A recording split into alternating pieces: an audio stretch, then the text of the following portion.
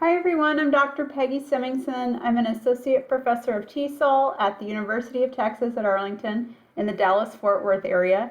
I've been teaching online since 2008, and I will discuss building social emotional learning across digital connections in TESOL education. So prior to my time as a TESOL educator at UT Arlington, I taught for 8 years in the public schools as a bilingual and ESL teacher and bilingual reading specialist.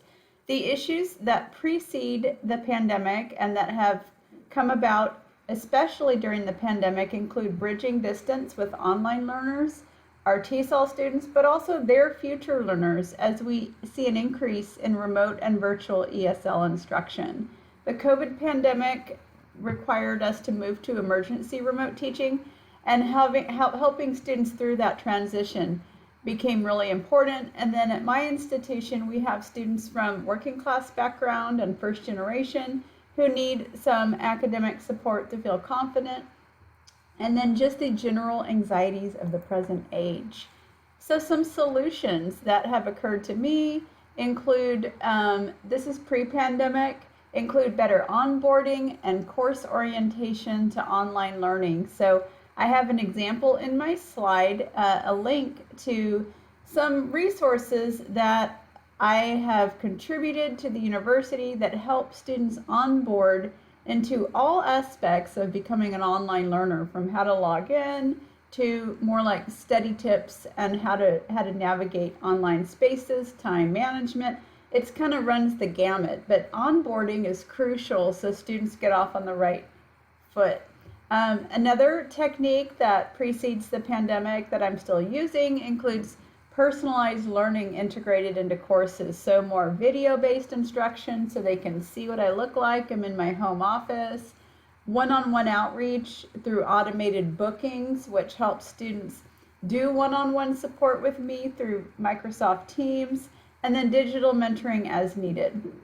And finally, nudge emails like, how are you? I hope you're doing well, that kind of thing. And those are carefully crafted to be supportive and positive. So lots of emails as needed and words of encouragement. I also send out weekly updates every Monday that also include words of encouragement and support. And I include my dog in a lot of my materials. So again, here's this orientation module, and if you just go to Google and type SMORE and the name of my class, list 5373, you should be able to pull that up if for some reason you can't click the hot link. So it includes technology support, a bit about the overview, a bit about myself, and feeling like they're off on the right foot in the course. There is support for affective learning. So, building up knowledge about how to take care of yourself as an online learner. Okay, and then I have a short video about staying organized. It's Penny, the online student, and she gets stressed out because she's procrastinated. It's Sunday. She forgot about things that are due imminently, and so what does she do to resolve that? It's just a 5-minute video, and I believe you're going to watch maybe 1 or 2 minutes of it. So again, you can find this on YouTube. It's Penny the Online Student and Penny Procrastinates. And again, this whole idea of getting off on the right foot aligns with one of the standards from Quality Matters. So if you go to their website, they've compiled resources related to having this course overview and introduction. And that's where the instructor introduces themselves, but also the students introduce themselves. And that's really, really crucial. And building on that, adding resources again for technology, telling them how the course is laid out, communication policies, all the nuts and bolts need to be in that course overview. So my goal has been to flesh out the course overview so that it's not just a basic skeletal overview, but it's actually enriching. And then I put some of that on the SMORE so I can send it out ahead of time. Some students benefit from looking through things slowly instead of having to hit the ground running on day one. And so I would say a good chunk of your students will appreciate something sent out ahead of time, and you can just tell them it's optional to preview it. It's here if you need it, if you want to get started. And then again, the pandemic came and we all pivoted online. And some of us may still be online or kind of have one foot thinking we might have to pivot. We don't know. And so as a result of the pandemic, I created SelfCare Modules. Now, these have been around in certain fields where practitioners may be a bit more prone to burnout, if you will. But the whole idea of self-care is built on the idea of resilience. And so self-care modules can be created by yourself, or you can compile publicly available resources. I did a bit of both.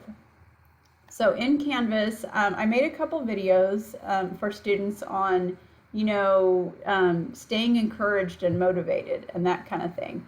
But then I also found some videos from like UT Austin, one of our sister campuses, and compiled those and embedded them into Canvas. And then also more resources on TESOL educators teaching online. So our students do 10 hours of service, and that was mostly online throughout the pandemic, and it still is. And so how to do virtual icebreakers, how to connect with their ESL students with a bit more of the affective components of teaching. So, online teaching relies on building trust and digital community. So how do you do that? So I provided more tutorials, even like how to use Zoom. And so I didn't take it for granted that students knew how to teach ESL through Zoom. So I put those on there. Again, they're there if they need it. If they already are experts, which many are not, then they can just keep scrolling or skip that resource. And my point here with the asterisk is we need more resources in these areas. Self-care module information that's simple and useful but not invasive, and also how to help TESOL educators teach online, because even beyond the pandemic, some nonprofits and other places realized their enrollment increased, or they had better retention, or people without transportation could attend the class, or they had a global audience and that kind of thing. So so there's a lot of room for opportunity and growth as a result of the pandemic in these areas. Just want to mention an article that I wrote called Bridging Distance, Fostering Digital Community in Real Time. I did a study where I looked at how students engaged in live sessions, and they made great use of the chat window.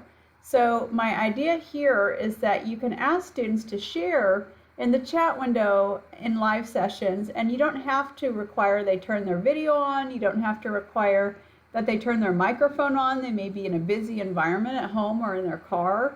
And so, if they're in a space where they can safely type, then asking them to do that in the chat window is a great way for students to engage in non-hierarchical knowledge sharing. Like, what tips worked for you? How are you taking a break? What is a goal you have? Open-ended questions where they feel supported and are supporting one another can really take place in the chat window. So, and then finally, to wrap up, I've made a lot of use of Canva. Canva.com. These are free. There's a premium version, but with the free version, you can definitely create your own resources. So again, I put my dog. I use Bitmoji. This one up here, I've had coffee chat where it's like more loose than office hours, and so just words of encouragement and nudges. And that's it.